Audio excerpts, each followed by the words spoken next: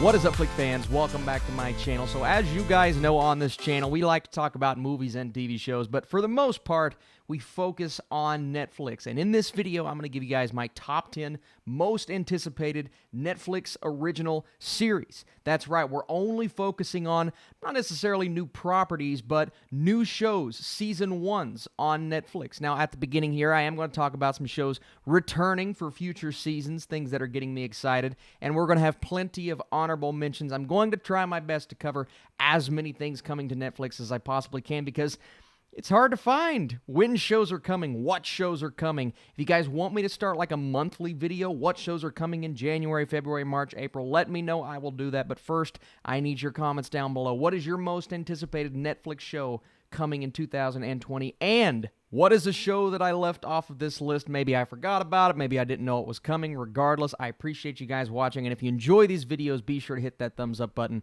We will definitely do more things like it. Okay, first off, before we get into the new stuff, what in the world is returning to Netflix this year? Well, we got a long list. I'm going to highlight some. I'm going to put the full list up so you guys can see it. So, some notable entries on this list: Afterlife Season 2, Altered Carbon Season 2, Big Mouth Season 4, Castlevania Season 3, The Chilling Adventures of Sabrina Season 2 Part 1, okay, interesting, The Crown Season 4, possibly, we don't know yet, Dark Season 3, aka, oh my goodness, the final season, Dead to Me Season 2, Disenchantment Season 3, Family Reunion Season 2, a sweet series, Glow Season 4, also the final season, The Haunting of Bly Manor, the follow-up to Haunting of Hill House, oh my goodness, I cannot wait, Kingdoms Season 2, The Last Kids on Earth Season 2, Love, Death, and Robots Season 2, Lucifer Season 5, as far as we know, we're not 100% sure the final season,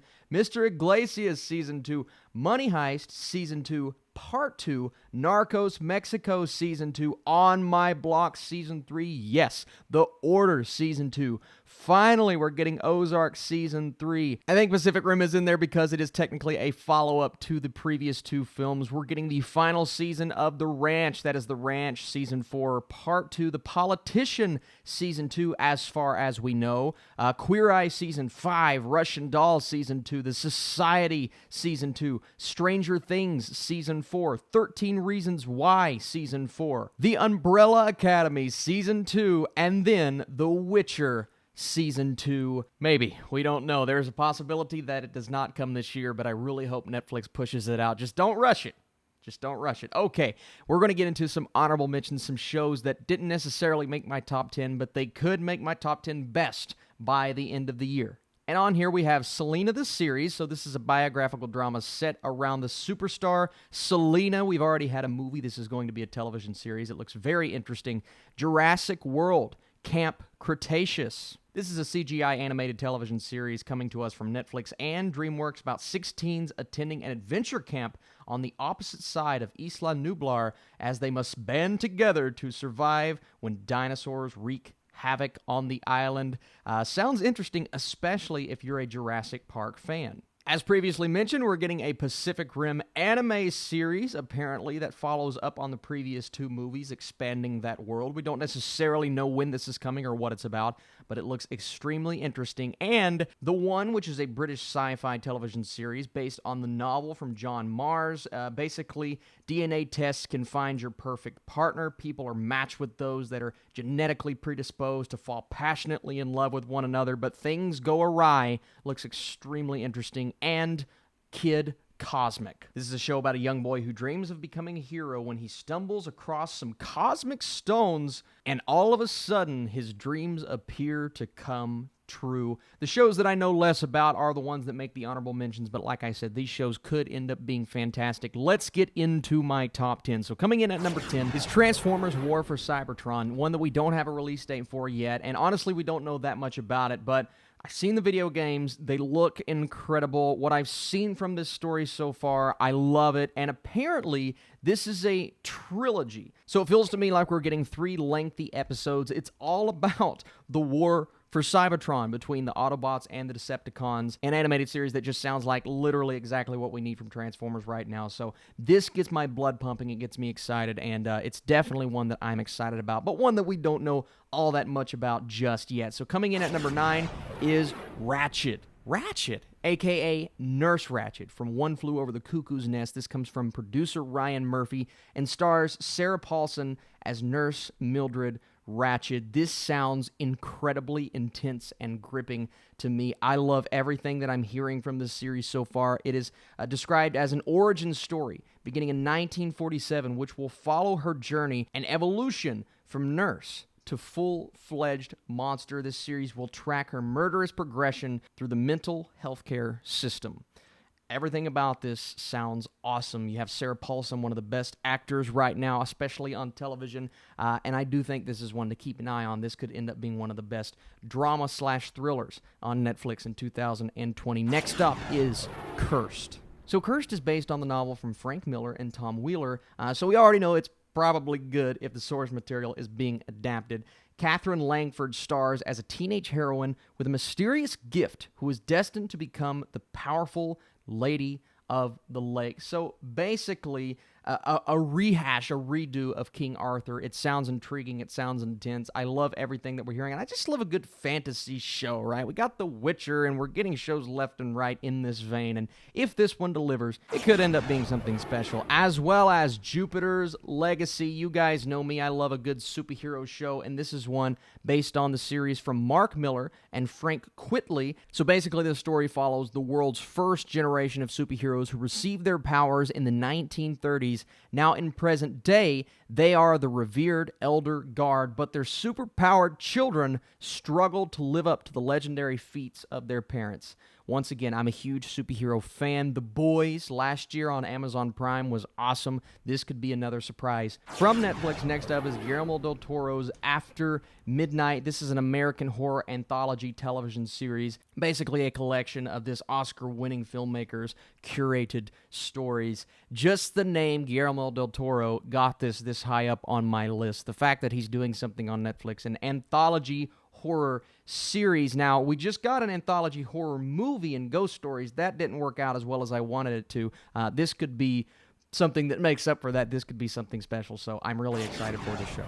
I'm not going to spend a lot of time on this because it's literally coming out tomorrow, but I am so amped and excited for Dracula just from what I'm seeing on Twitter, people raving about it, and it's been premiering over on the BBC. It is coming to Netflix on a Saturday, just a few episodes, so it's not like it's going to take you forever to binge watch it, but it comes to us from the creators of Sherlock, and apparently it tackles Dracula in a very crazy, bloody, exciting, entertaining way. Man, this sounds really, really cool. Once again, it is coming tomorrow, so it's an immediate most anticipated, but I still got to put it on this list. Next up, Lock and Key. This is a supernatural horror drama web television series based on the comic book series of the same name. So this revolves around 3 siblings who, after the gruesome murder of their father, moved to their ancestral home to find a house that has magical keys to give them a vast array of powers and abilities. But little do they know, a devious demon also wants the keys and will stop at nothing. I don't know really anything about what this is based upon, but I do know that sounds incredible. This show stars Jackson Robert Scott, amongst many other up-and-coming actors, and I really do think this could be the next what Umbrella Academy was last year, building that fan base and expanding upon the fan base from the comic books. This show just sounds really, really cool, and it's one that could end up in my top 5. Next up, you guys know I had to put this on this list just because I'm such a big fan of The Office. We have some creators returning. We have Steve Carell returning. This is Space Force. So this is an upcoming comedy series coming to Netflix starring Steve Carell as well as John Malkovich, Ben Schwartz, Diana Silvers, Tawny Newsome. Oh, man. Oh, man. I don't know what in the world. I don't even know the film style. It may be like The Office. It may be more of your standard comedy. Regardless, these two teaming up once more.